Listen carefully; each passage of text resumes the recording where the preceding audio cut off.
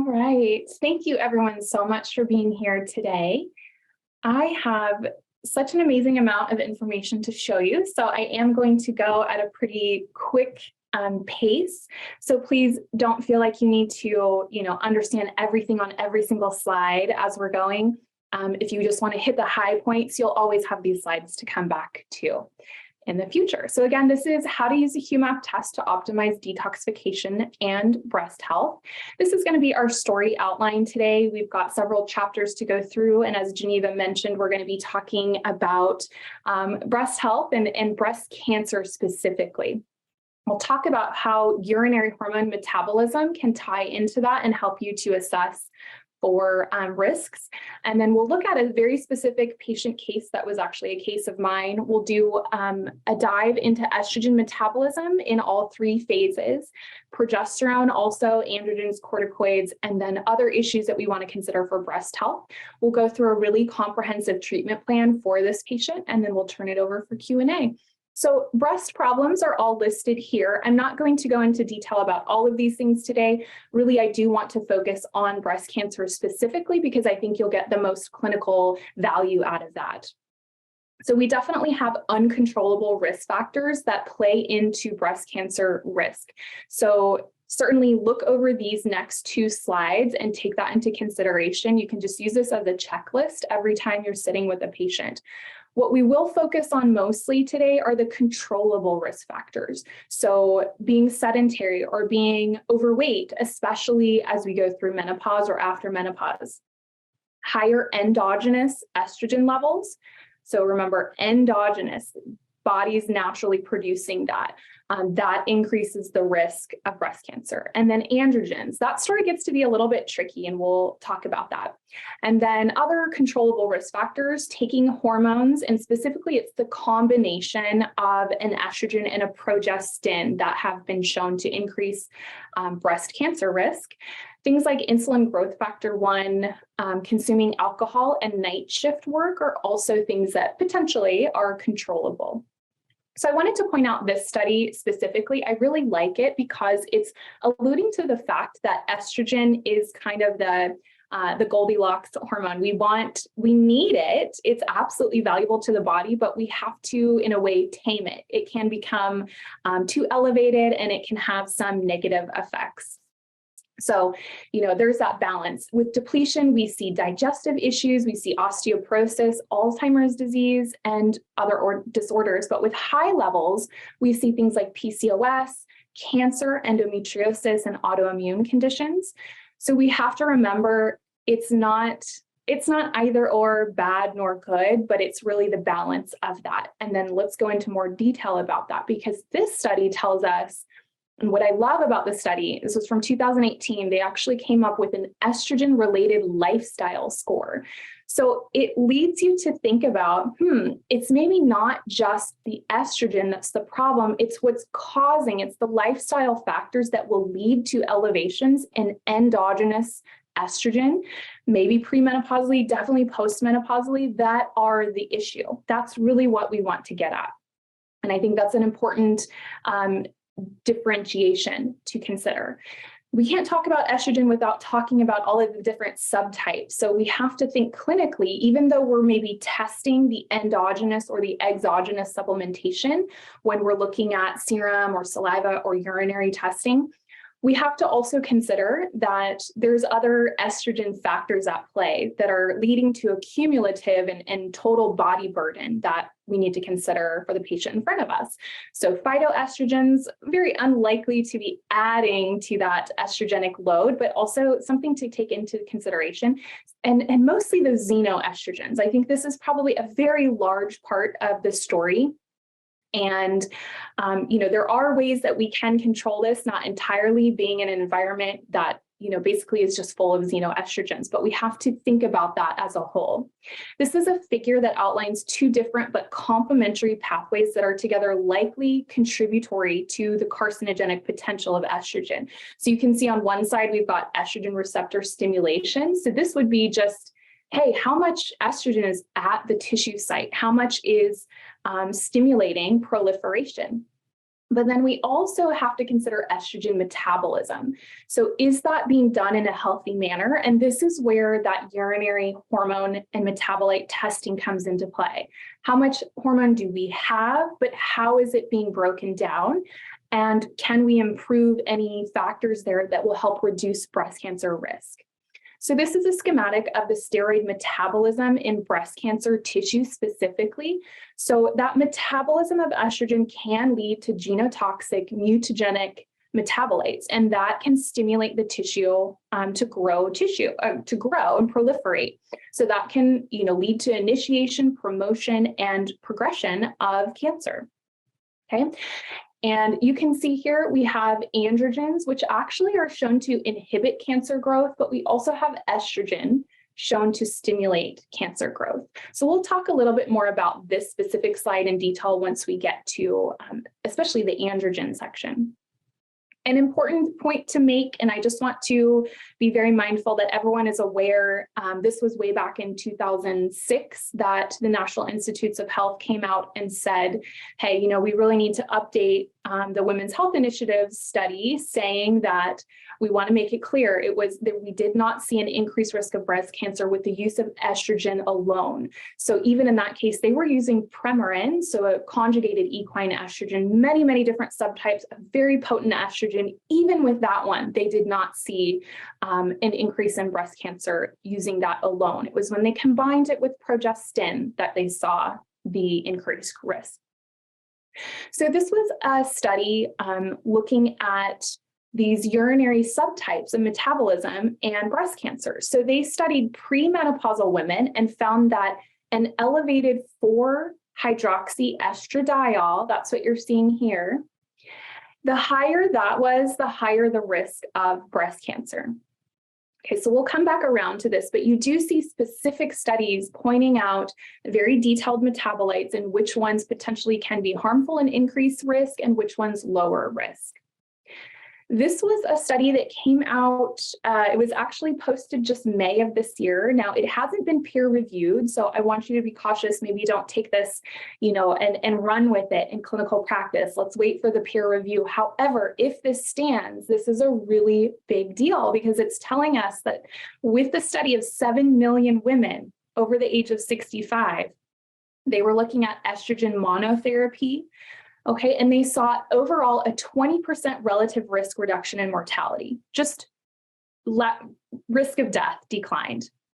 Okay, and that was greater with bioidentical estradiol than with the conjugated equine estrogen.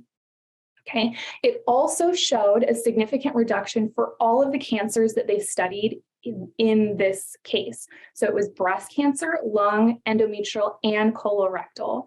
All of those decreased. I think it was about, do I have that listed on here? 33% in all of those cases.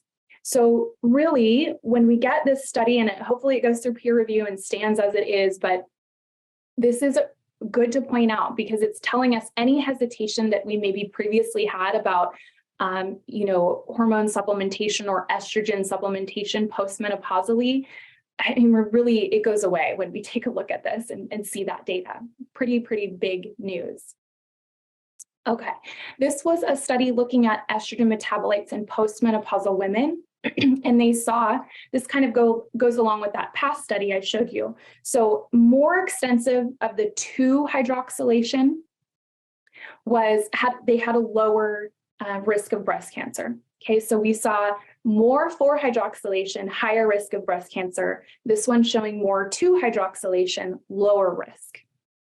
Okay, and they're also saying that the differences between these study groups in women in Shanghai and women in the United States were showing that there were markedly different levels here, higher total estrogen and metabolite concentrations for women in the United States than in Shanghai. And that might partly explain the higher breast cancer rates in the United States.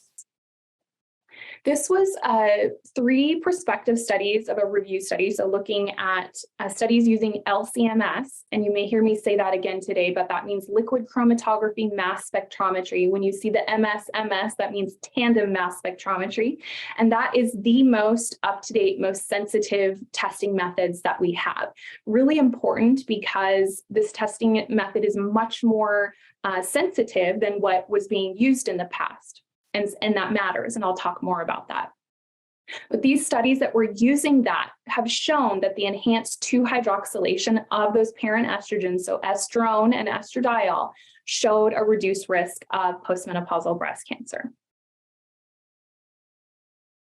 Okay, so this all leads me to why you might consider using urinary hormone and metabolite testing. And it's for those reasons. When you have concern, if there's a family history, personal history, or just high risk factors for breast cancer, this is really when I would consider using the HuMap test. So in general, beyond that, I've listed here some general situations where you might consider doing this type of testing. Both for females and for males. But, much like a human fingerprint, the metabolism is inherently unique to everyone. We really can't assess that from the outside and say, what we might expect to see. We really do have to test that. There's such tiny molecules. There's so much nuance that can take place there in that metabolism. So being able to test this and to see the activity of the enzymes responsible for this metabolism is somewhat of a really rare glimpse deeply into that patient's health, and can elucidate many different ways that you can help improve and lower their risk. So, important point to make sure we all understand here today is that urine testing very different than serum testing or saliva testing. Some people will kind of pick their favorite and always go with that. And I like to say, you have the ability to choose from all 3 of those, but what you're testing is very different in those situations. So urine is telling you the metabolized hormone. How is that being broken down? How is it leaving the body, whether that's endogenous production or even exogenous? But to assume that that urinary excretion is exactly what is at the tissue level is quite a big bit of an assumption. So be mindful not to make that assumption right away. It could correlate sometimes, but not always. And so be careful not to use it as such to say, hey, this is how much hormone is and metabolites are in the urine, therefore this is what is at the tissue level. I know this slide can look overwhelming at first glance. This is my thought process and kind of how I think through, hey, which testing medium do I want to choose for this patient case in front of me? So I'll let you come back and sit through this. We do have a lecture coming up in January that will go through, I think January, February, that's going to go through lab testing mediums and the comparison. So if you really want to get deeper into that, we will do that then. But bottom line is, do you want the bioavailable hormone levels that represent the tissue level? You choose saliva. If you're looking in serum, just remember you're looking at the bound or the inactive hormone level, because they're steroid hormones. They're very fat-like substances. They're not going to travel in the aqueous bloodstream very well. They have to be bound in order to get around. So remember, you're always looking at that. And then with the concern about risk health, risk organ health, endogenous or exogenous metabolism and those detoxification pathways and how are the enzymes working, all of that, that's where you would use urinary metabolite testing. Okay, so this is the very first summary page of the HuMap test. And I'm going to point out here some of the most important aspects. So we really did a lot of work on this very first summary page to give you kind of at a glance, what is the most compelling and relative information for you, because we know you are just super busy in clinical practice and you may not have time to go through 30 pages of a test report. So what can we give you on that first page where you can just get that information right away? You'll see here this kind of rainbow horseshoe type picture. I haven't come up with a beautiful way of saying that yet, but this is going to point out the clinically relevant markers, what we have found to be most clinically relevant. And they are color-coded to respond to an individual's imbalance. So it's going to give you that at a glance, hey, what do we have? The red I like to refer to as not high, but abundant. So in this case, we have abundant estradiol. Red does not mean good or bad, it means abundant. And if you just use that term, you'll get caught up from assuming that, some of those things are good or bad, not always. But it's dynamically reported. So one patient to the next, this rainbow horseshoe is going to look different for every single patient, which is really nice. You can just get that right away. And then as we move on in this page, I'm going to point out this section here. So this is probably one of the most important sections. It's the estrogen section, and it's comparing phase 1 and phase 2 estrogen metabolism. And this is the phase 1 marker. These are those right there. And this is the phase 2, or these are the phase 2. So this is showing you methylation activity. How well is the COMT enzyme functioning? And these are the 2-hydroxy. Remember from the studies, we saw that these were they were safer estrogen, a safer estrogen pathway, and this one is a little bit more dangerous, more proliferative, higher risk of breast cancer, 16 also. And then we're just showing you the percentage breakdown from what's expected of each of those subtypes. Okay, so again, at a glance, very easy to see. Once you get used to this test, you're going to be able to look pretty quickly and assess right away. Now we're showing you the cortisol and cortisone. Corticoids, they're plotted on the same graph to quickly identify their relationship to one another. So you'll be able to see that. And then we're also showing important enzyme relationships highlighted here. So we're representing the metabolism preference by these key enzymes. So you can see 5-alpha reductase is shown. We also see aromatase on a couple different markers and COMT activity. All very important for breast health. So that brings us to our introduction to today's story hero. This is my patient, Gigi. She is a 50-year-old female. I know she looks really good. I think she's got a really great skincare regimen going on. So she comes in with a chief complaint of many different things. You'll see this in your hormone patients, but weight gain, irregular cycles with intermittent hot flashes, fatigue, brain fog, mood swings, body aches and pains. And most specifically, I think she's most worried about her breast health. So she is 5'10", 188 pounds. She's got a history of hypertension, though it is well managed. She's got Hashimoto's hypothyroidism. She was using a birth control pill for 20 years. She discontinued 5 years ago. Her menses began at age 14. Last menstrual period was 13 months ago, so she is technically postmenopause at this point. She's got 2 children, happily married to this lovely gentleman right here. She's in the film industry, so she's got a high amount of stress. She is physically active for her job, but not really exercising outside of that.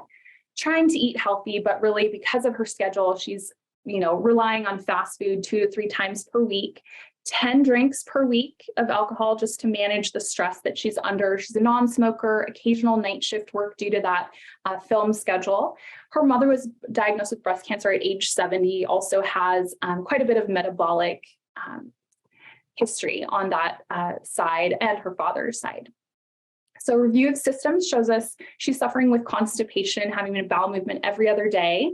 Her sleep is quite limited to 4 to 5 hours per night. She's obviously, therefore, part of the reason, very tired at a 4 out of 10. Stress is an 8 out of 10 because of that demanding job. We did some lab work, just some basic stuff here. CBC was normal, thyroid panel was normal, well controlled with that levothyroxine, cholesterol looks good. With her mammograms, she has dense breast tissue, and so she's often therefore referred to ultrasound for follow-up. However, those have always been insignificant. So right off the bat, I'm pulling from the risk factors for breast cancer, okay? So we have uncontrollable risk factors here, and the ones that I've italicized here are the controllable risk factors. So interesting to note, if you saw on the first slides, being tall, of a tall stature is actually an increased risk. So I am simply taking her history and looking at those controllable and uncontrollable factors and laying it all out to say, let my brain kind of think through that and say, hey, what can I do here? What can I do to support her? And obviously, we're going to be focusing mostly on these controllable risk factors because obviously we can do something about that. So I will show you towards the end how I've laid that all out. But let me first take you through a little bit of estrogen metabolism. So the ultimate biological effect of estrogen does depend on how it's metabolized. Remember, we said how much is available to the tissue in the first place, but also how is that being metabolized? So that's the other part of this. This is our patient's estrogen or summary page, excuse me, and you'll see that this looks a little bit different than the first one we saw because it is dynamically reported. It's very specific for this patient. So we see an abundant amount of estrone, DHEA, and DHEAS. Upper range here, we see a lot of normal here, including this one right here, which I'll come back to. But you can just see how this is going to show up a little bit differently for each and every patient. And again, I will go into more detail about this as we move forward, but I want to give you a big picture. That's the first page. This is your second page. This is the dynamic color-coded overview of the entire hormone cascade. So we're looking at the progesterone neighborhood, the corticoid neighborhood, the androgen neighborhood, and the estrogen neighborhood here. And I'm going to zoom in here on the part that I circled there in red to show you what's happening at the estrogen section. Okay, so that's what this is here. So we do see an abundant amount of E1. We see an abundant amount of 16-OHE1. Okay, we see some abundance here as well. So if I were to take a look at this, I might have concern about this elevation in E1. I know it's a little hard to read, but this is actually being driven by the aromatase enzyme. So this is where treatment-wise, you could come in and say, hey, I'd like to downregulate or soften the ability of aromatase to push estrone to be elevated like that. So these are the types of things that you're looking for on the test report, okay? And that aromatase enzyme is what moves androstenedione to estrone, which is the problem we saw in her report, and then also testosterone to estradiol. People can have a lot of polymorphisms with this enzyme. It's very well known for its carcinogenic activation of environmental toxins. And then, as I'm sure you're well aware, just pushing that estrogen level to be elevated, especially after menopause or during menopause. And that really does seem to play a large part in a lot of negative health effects. So how do we downregulate this enzyme? I've listed for you here all of the research I could find, especially in the natural therapies, about how you can do that. But what I've done here is just highlight some of the top ones that I go to a lot for my treatment plans. And you'll see towards the end of this treatment plan and end of this presentation that I'm going to be pulling a lot of this into her comprehensive treatment plan. So it's not going to be a big mystery as to why I've chosen the things that I have, because I'm just pulling them one at a time, looking at these enzymes. But chrysin, zinc, a lot of the plant flavonoids, and resveratrol, you'll hear resveratrol come up again and again and again on a lot of these ways to modulate enzymes. Okay, so I want to downregulate that. I also want to move away from anything that's going to upregulate aromatase. And there's a lot of things that do this. I'm highlighting the ones here that I think are relevant for my patient, for Gigi today. So stress, definitely a part of that aromatase, probably poor dietary choices. Remember, she's eating fast food quite a lot just because of her busy schedule. We can decrease alcohol, hopefully, and replace that with more effective stress management tools for her. And then if she can lose a little bit of that excess adipose tissue, move away from obesity and leptin resistance, that's also going to decrease aromatase. This is another enzyme that you'll want to pay attention to. It's 17-beta-HSD, and this one catalyzes the final step in estrogen biosynthesis. So it's moving from E1 to E2 and back and forth. Okay, so lots of polymorphisms here. This one's been associated with things like PCOS and also linked to estrogen-dependent breast cancers. Now there's subtypes here, 1 and 2, and 1 is more of the negative one. We've seen this in primary cultures of cells from breast tumors. They show an increased expression of HSD17 beta compared to normal tissue. We also see that the higher the HSD17 beta, the higher the risk of relapse in patients that have had a history of breast cancer. So these are the ways that you downregulate and upregulate HSD17 beta, depending on what's going on with your patient. So you can see where you can really get into fine-tuning some of these enzymes and make them work for you and your patient, so that we're not just sitting here with a long list of uncontrolled risk factors that we don't know what to do with. So again, this ultimate biologic effect of estrogen depends on how it's metabolized. The metabolism of estrogen takes place primarily in the liver, And that's accomplished through phase 1, which is using hydroxylation, and phase 2, detoxification, that's using methylation and glucuronidation for the most part, okay? And that's helping the body to get estrogen ready and in a state where it can be detoxified and excreted out of the body. So we'll talk first of all about this phase 1 metabolism. So sometimes you'll see these estrogens referred to as the catechol estrogens, but bottom line, estrogen, estrone, and estradiol have 3 different pathways that they can be broken down in. If they go to the 2-hydroxy estrogen, so estrone and estradiol, these are considered the safe estrogens. And this is accomplished through the CYP1A1 enzyme. So that would be these ones here. This is the 2-hydroxy E1, 2-hydroxy E2. If they move towards 4-hydroxy, we have a little bit more concern. That's going through a different enzyme, CYP1B1, and that has the potential for more DNA damage, okay? As does 16-hydroxy estrone, and so you'll see that one listed here. And that's actually going through CYP34A. So for this patient, we might consider, hey, let's soften this. I don't want so much going in this direction. I don't want so much going in this direction, but I want more going in this direction. So if we calm this enzyme down, we calm this one down, and we support this one, that's how we can accomplish that. So this is that CYP1A1. This is the one that pushes the healthy pathway of phase 1 detoxification.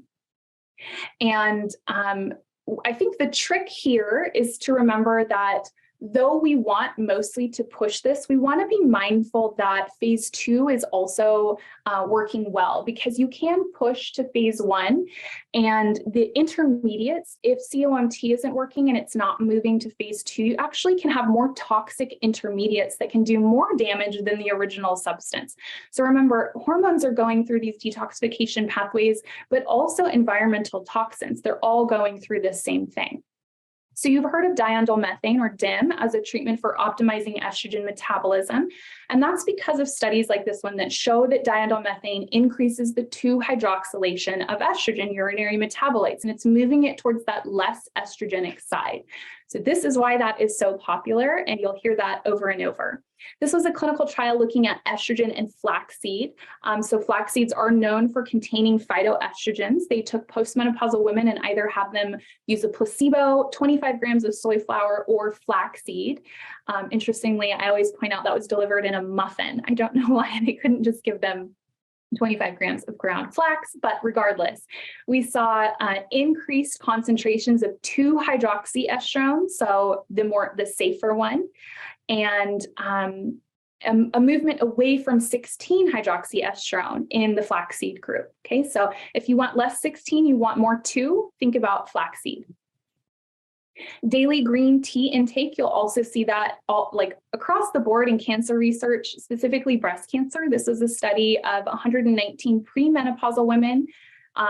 Daily green tea intake was associated with lower estrogen levels and lower metabolites, specifically lower 16 pathway.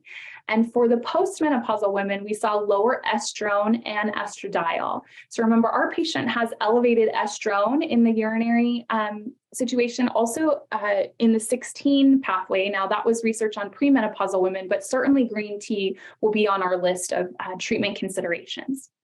So how do we upregulate CYP1A1? Diindolylmethane, cruciferous vegetables. I'm highlighting again here the ones that pop up over and over again and that are really easy to stick into a treatment plan.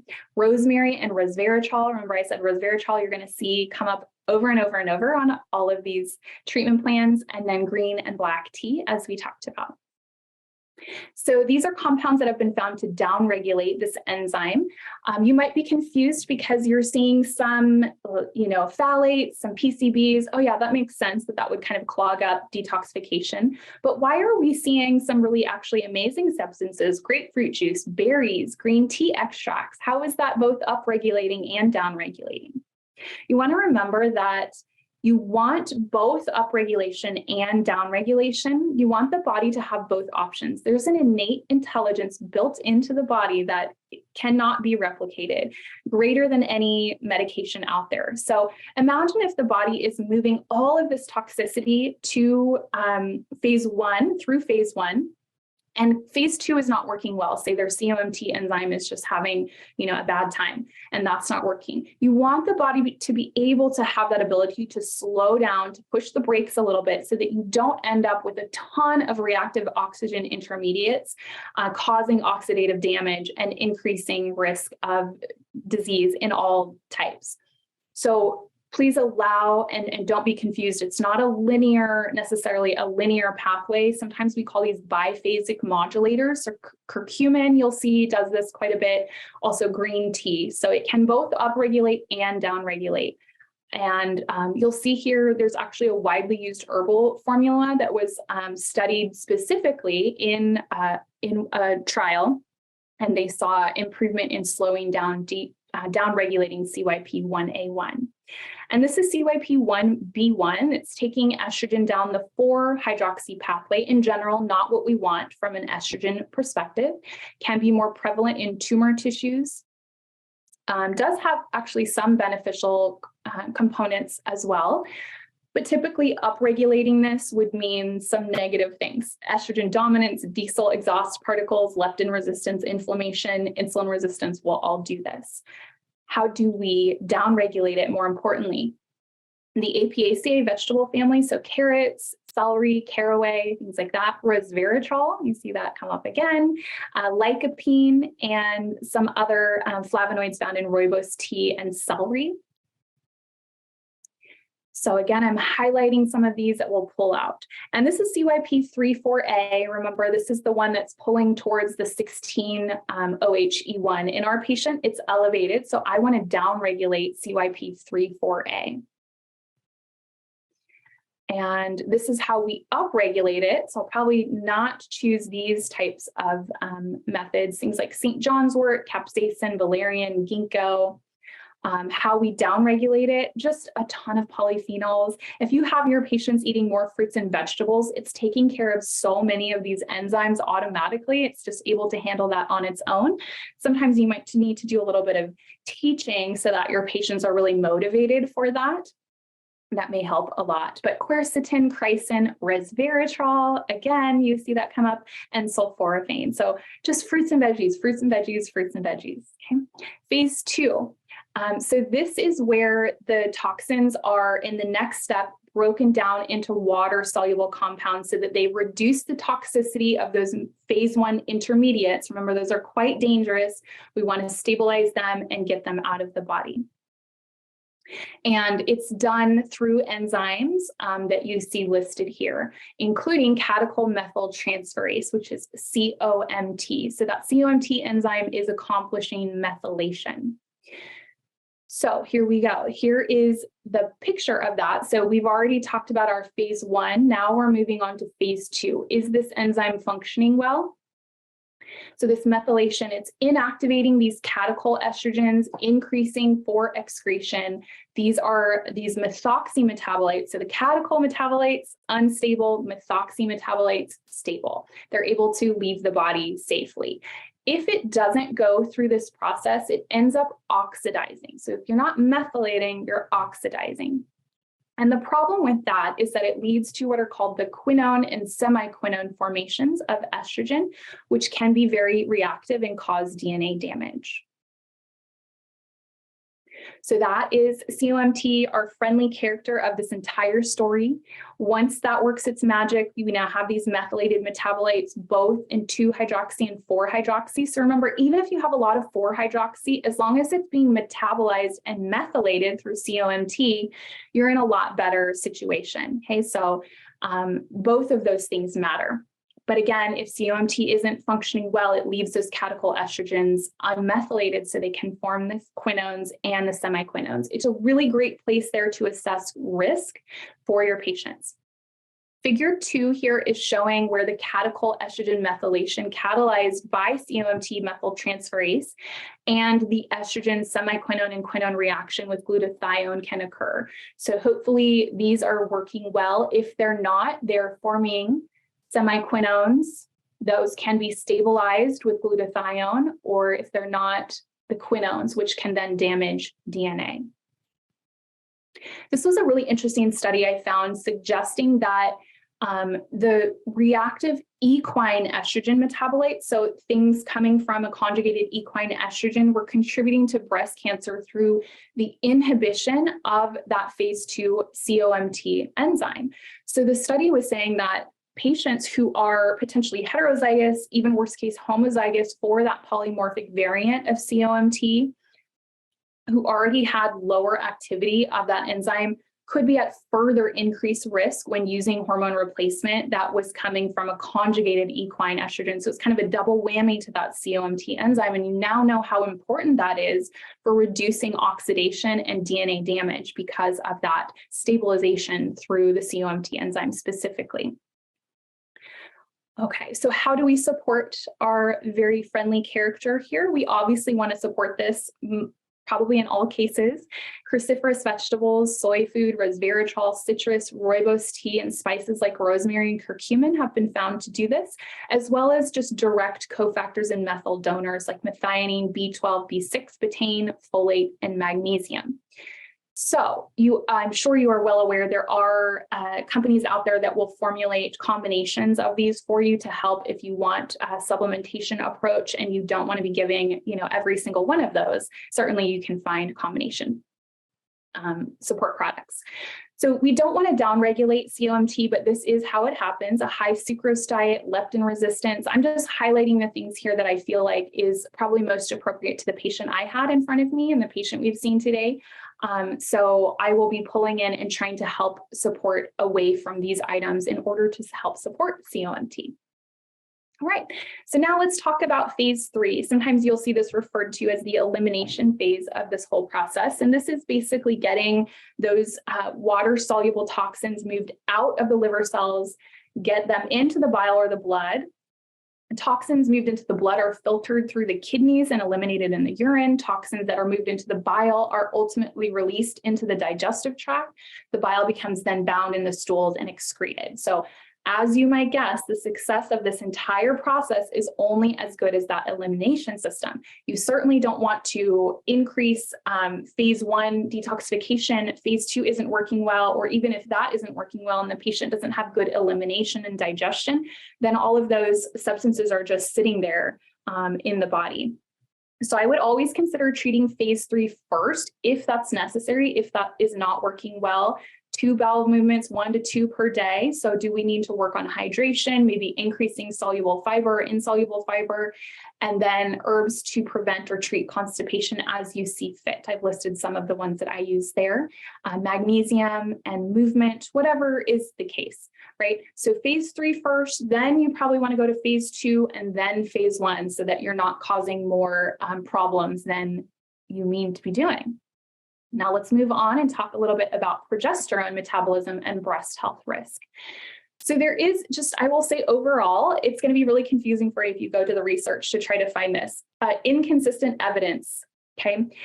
It's suggesting sometimes wherever you look, progesterone can increase, it can decrease, or it has no effect on mitotic activity and the proliferation of breast epithelial cells. It can become just very confusing. Okay, we do have very clear contrast between progesterone and progestin. So the pharmacological effect of progestins has been clearly linked to breast cancer. The role of endogenous progesterone is less clear, probably supportive to breast health in general, balancing the proliferation of estradiol, all of that. But there's a lot of factors that I think are contributing to the challenge of defining progesterone in relation to breast physiology and breast cancer. So progesterone is what's referred to as a paracrine molecule. So its activity really depends on its interaction with estrogen or other hormones like androgens or prolactin. And so studying it in isolation is quite tricky to figure out what is this doing. And it's probably highly dependent on all of those other factors. You could probably say that about many things in the body.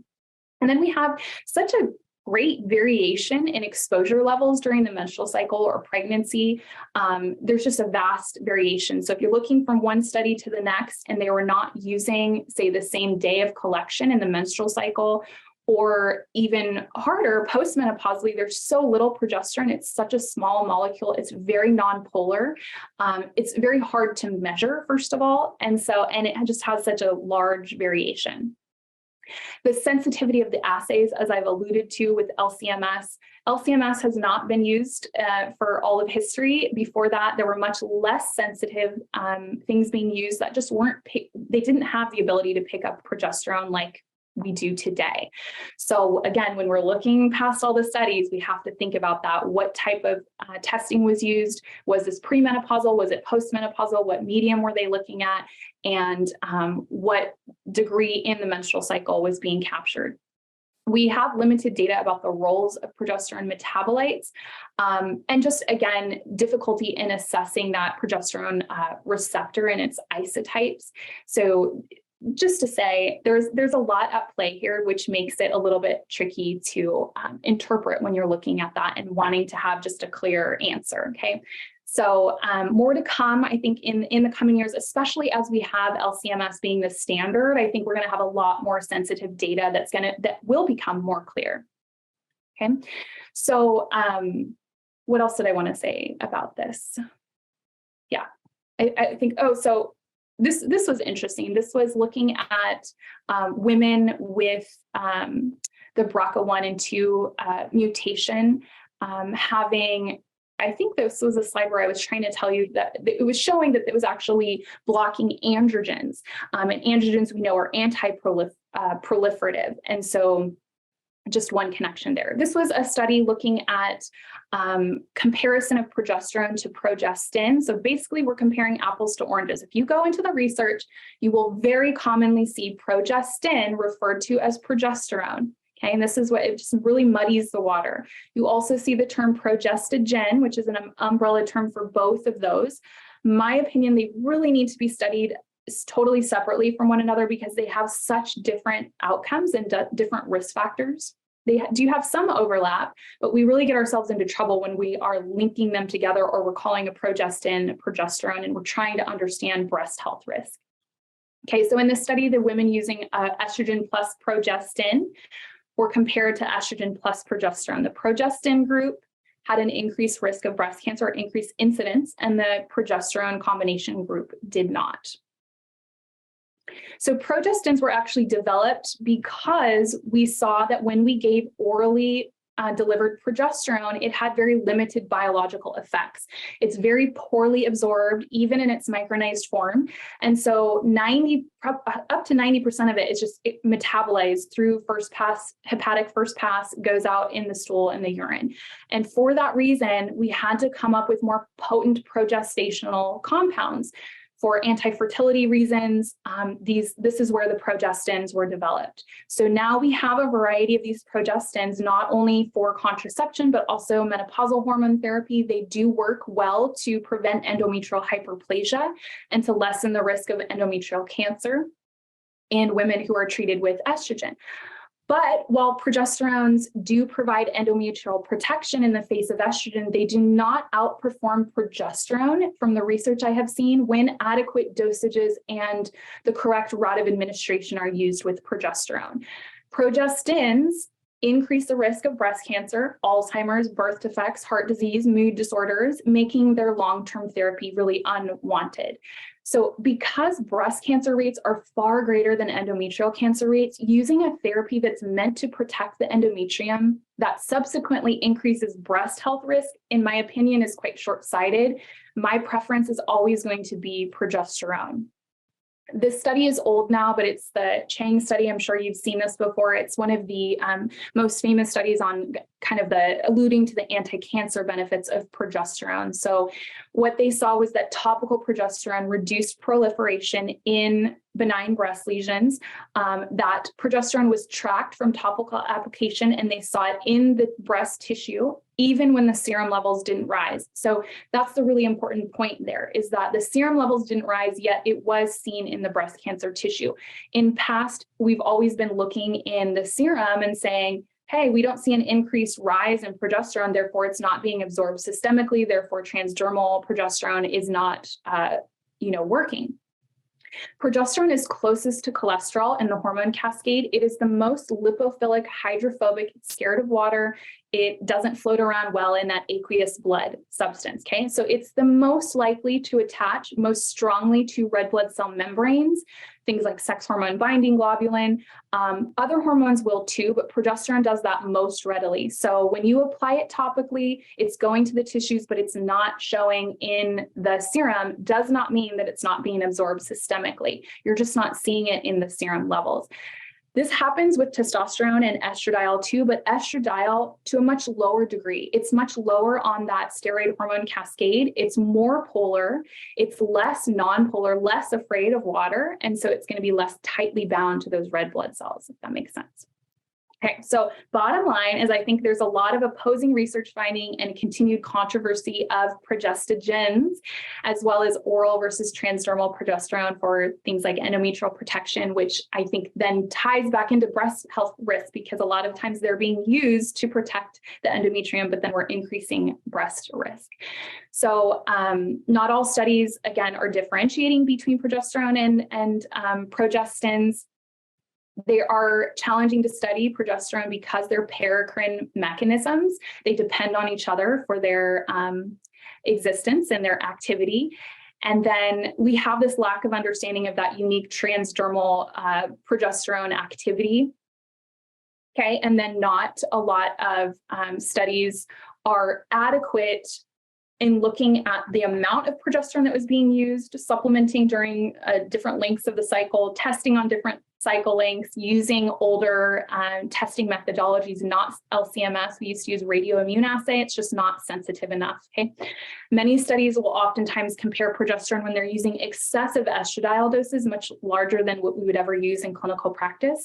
And so bottom line, all of this comes out, and I just kind of want to give you that background as to why it's so confusing when we're talking about some of this research, and why can't we just get a clear answer on the activity of progesterone.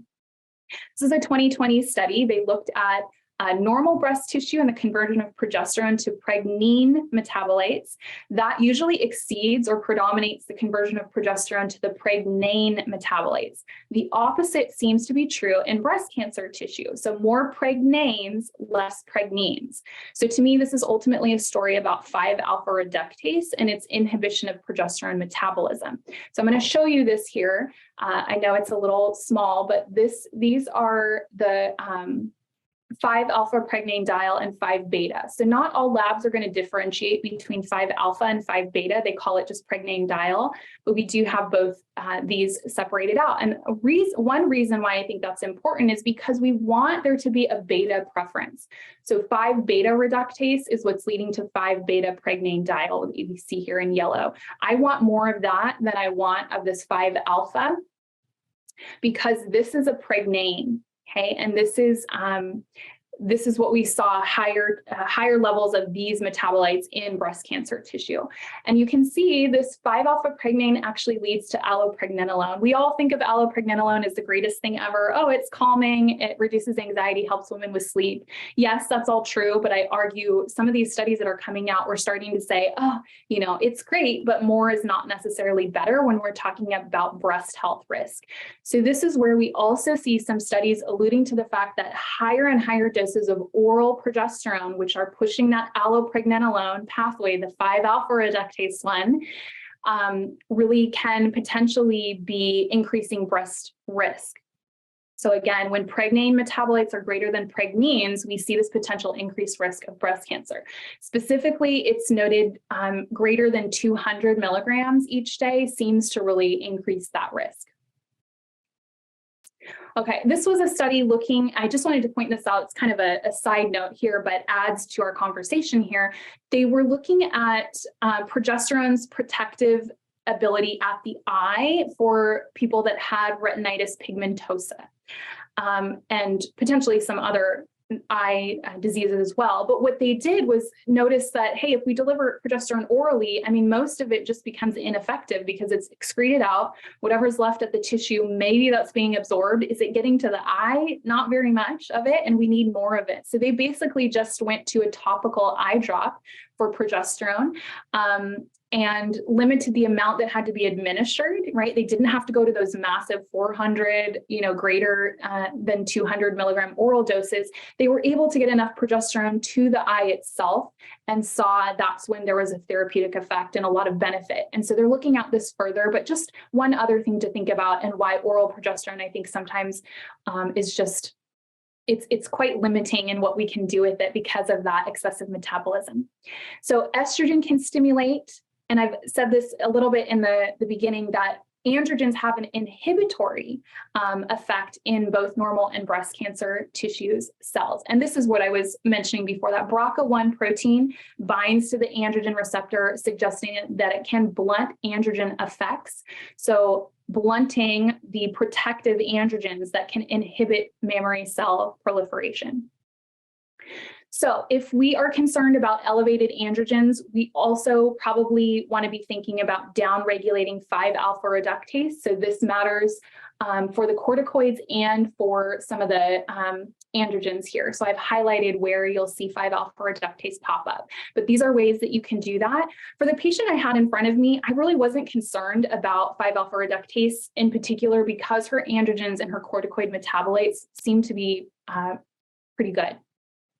So this study found that elevated urinary levels of estrogens and androgens were associated with an increased risk of breast cancer in postmenopausal women. So we have a little question in our mind, but androgens are supposed to be inhibitory. So let's talk a little bit about that.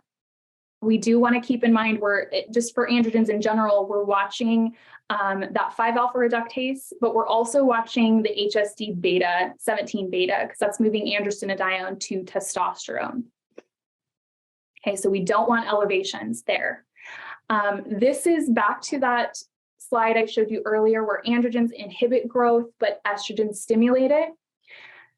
If the androgens inhibit it, but we see elevations in androgens linked to breast cancer, we have to question that, like what's going on there. It's very likely that what's really at play here is that aromatase enzyme. So the ability of the androgens to aromatize to estrogen is the actual issue and what's causing that link. Okay, so this study actually pointed out that, hey, that is the case. That's what we're saying. The level of aromatase activity is strikingly different and increased when compared to normal breast tissue when you're looking at women with breast cancer. Okay, so the level of estradiol in breast cancer tissue in postmenopausal women is reported to be 10 times higher than the level in their serum. So this is one reason why I like to use salivary testing. I can see those elevations prior to when it increases in the serum because I'm looking at that unbound portion. For postmenopausal women without breast cancer, that level of estradiol in their breast cancer, or their breast tissue, is about 4 times higher than the serum. So 4 times higher in the tissue level than in the serum, but in breast cancer, it's about 10 times higher. Okay, so androgen protects, estrogen proliferates, but it's really that aromatase being potentially almost a single model explaining both breast cancer and even prostate cancer, and why that's happening.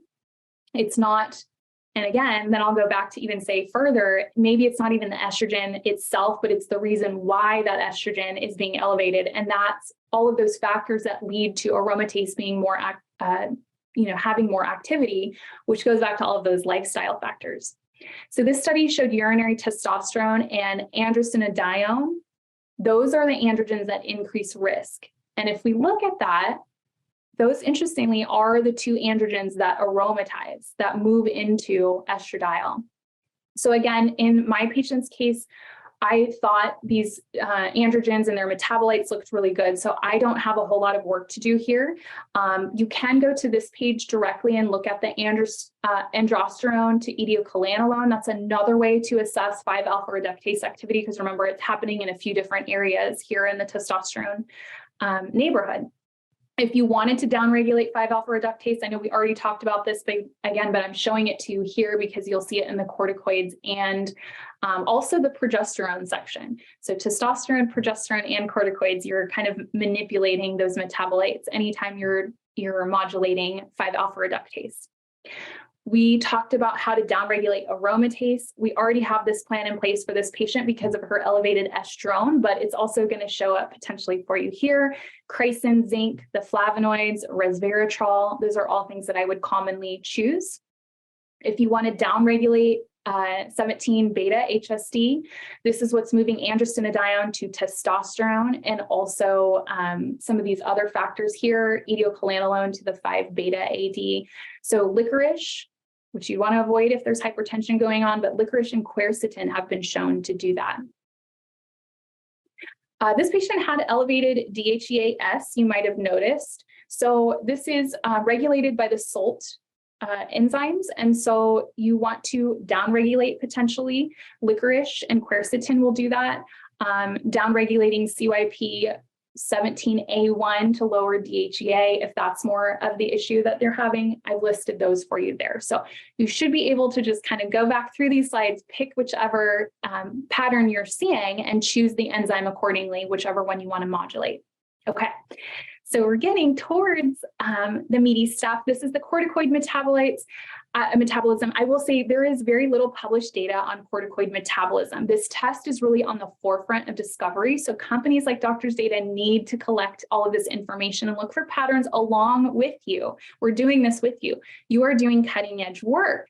So I would say definitely utilize this test, but do be cautious with absolute interpretation. And I will go into more detail about that.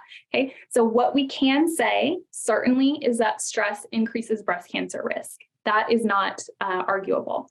Cortisol is anti-inflammatory. And then that salivary diurnal cortisol curve, that is what is best. It's the salivary point test, the salivary test that you want to use to assess HPA axis function. So if that's what you're going for, you want to be using salivary cortisol test.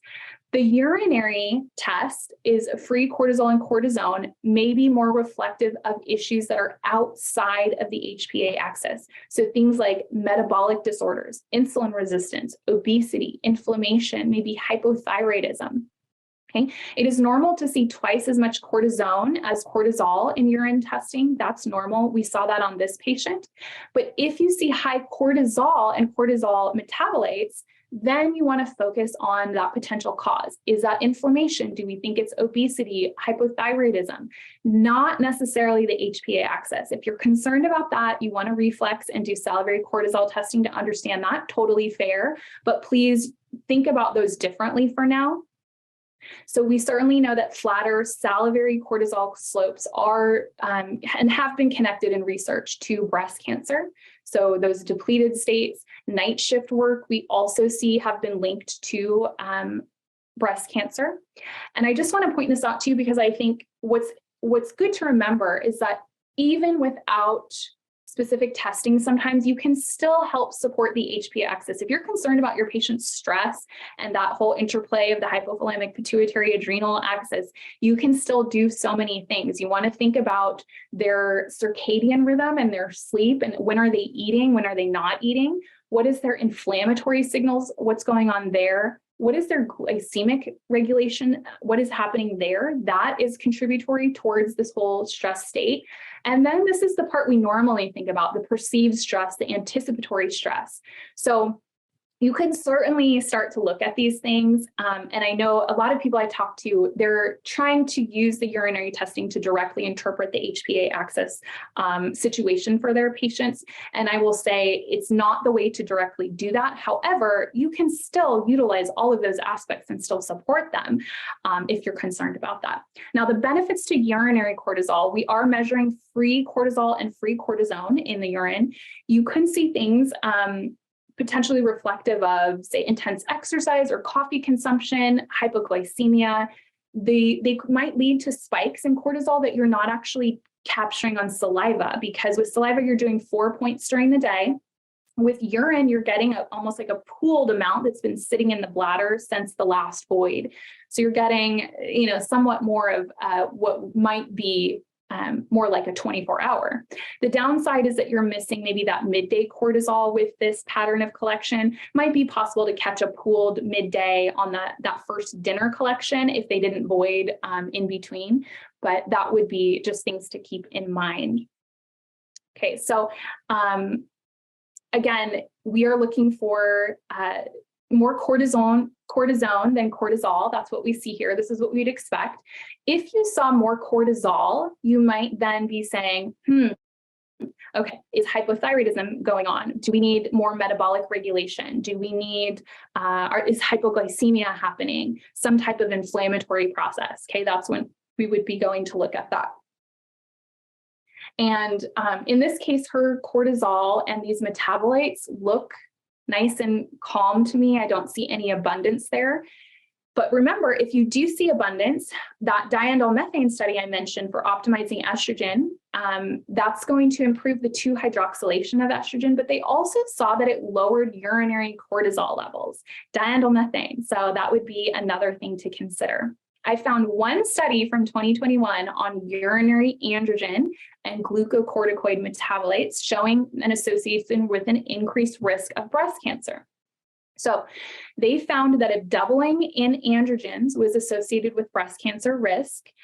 Specific glucocorticoids that I've listed for you here, but also the 2 androgen metabolites, androstenedione and what I call OHAN, sometimes you see it referred to as that, will have been linked, at least in this study, to increased risk. So what I've done is circled all of the androgen sections at this point, cumulatively, that we've talked about so far. But in this case, this study was pointing to these 2 in particular. So increase in the urine, increased risk of breast cancer. Okay, they also saw some of those corticoid metabolites. So I've circled the ones that were found in that study for you here. Again, with this patient, I don't see any issue there, but do keep that in mind. Okay, we're getting really close. This is one of our last chapters. These are just other breast story conflicts that you want to be thinking about. The first we've talked a little bit about, and that's the quinone formation. So unmethylated 2-hydroxy and 4-hydroxy metabolates can form those quinones and semiquinones and can damage the DNA. So we want to make sure we do whatever we can to protect against that. And how do we do that? NAC and resveratrol. Oops. Went a little too fast though. So always think NAC and resveratrol anytime you want to stabilize those quinones that are being formed. Now, hopefully we prevent them from being formed in the first place. That would be best case scenario, but let's just assume some of those are going to get through anyways, even in a perfect situation. NAC, resveratrol, NAC, resveratrol. And again, you saw resveratrol so many times in this presentation that you'll probably be giving it to every single patient at this point. Oxidative damage. So there is a marker called 8-hydroxy-2-deoxyguanosine that can be used to assess. It's widely used as a biomarker to assess oxidative damage. So you can get this on the HuMap test. This patient in particular had a really nice level, so I don't have concern there. If you did have concern, really what you want to do is go seek the cause of that oxidative stress. Maybe a little easier said than done, but I'll list for you here all of those associated conditions, and then utilizing things like glutathione, NAC, green tea, the treatments that I've listed here, none of these are going to be super surprising to you now that you've seen all of the ways that we're treating so far, but I would consider adding on those as well. All right, and this is our plot twist to the whole story. Here is our hormone villain called beta-glucuronidase. So we have seen higher fecal beta-glucuronidase activity associated with higher circulating estrogens. Remember, higher endogenous estrogens, higher risk of breast cancer, especially postmenopausally. Okay, so these conjugated estrogens pass into the gut for elimination, but beta-glucuronidase can deconjugate those estrogens. So all of that work that the body did to go through phase 1 and phase 2, it's really close to the end. Then this beta-glucuronidase comes in and just reverses all of that. So now we have these unconjugated estrogens that can be reabsorbed back into circulation. So high levels of beta-glucuronidase could mean more circulating levels or higher levels of estrogen, which would be associated with breast cancer risk. Okay, you can look at the beta-glucuronidase level through stool testing. This is an example of one of our tests here, the GI 360, showing just an amazing test overall. Microbiome abundance and diversity. You can get a dysbiosis index score. It's a really amazing test, but also will give you that beta-glucuronidase level. Now, as far as treatment, I think one of the most important things to do is remember diet, diet, diet, diet, diet, and diet, and diet, fruits and vegetables. We've seen a 10% increase in ultra-processed food consumption, leading to a greater than 10% increased risk of breast cancer. Okay, so a diet that contains various types of fibers and resistant starches is going to be much more likely to support a diverse microbial community that you'll be able to see reflected in that GI 360. And it's going to show a lower level of beta-glucuronidase. So for this patient, she actually did have a slightly elevated beta-glucuronidase. So if I'm thinking about her breast health risk, I really want to get after this. How do we increase beta-glucuronidase?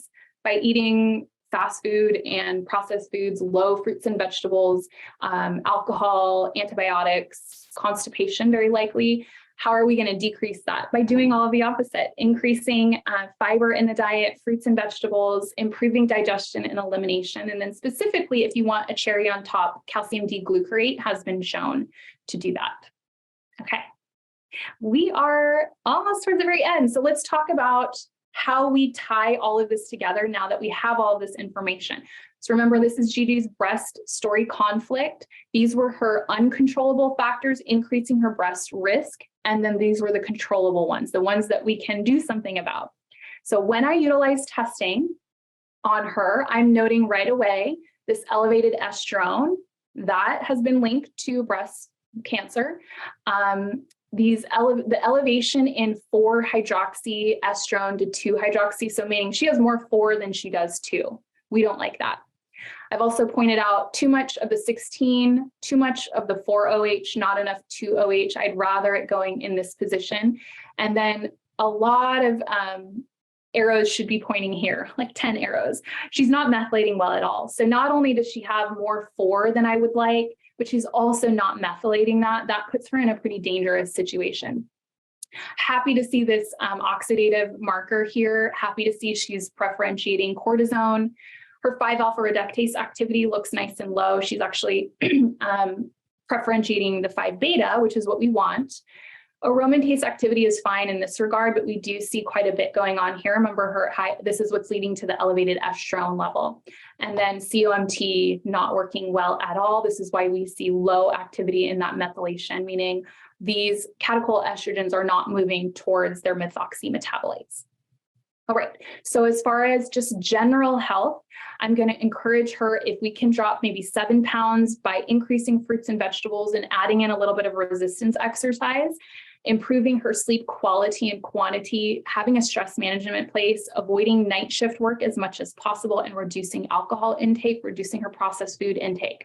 Please note that all of the things on right here, other than beta-glucuronidase, I could implement all of these things even without testing. I could already start with all of that. Foundations to health, foundations to health, foundations to health. It's going to get you a massive way, even without all of the fancy supplements and all of these things, okay? Certainly, once I get into testing, I can get a little bit more detailed. So once I've established and taught her about why those foundations are so important, I go to phase 0. Phase 0, I'm saying this is what's leading to the elevated parent hormone, so the estrone that we saw. The way I'm going to get that down is by down-regulating aromatase, and I'm listing for you here all of the things that I highlighted on those other slides. I'm just pulling them into here. Then I'm going to treat her phase 3. I'm going to have her improve elimination. I want her having 1 to 2 bowel movements per day.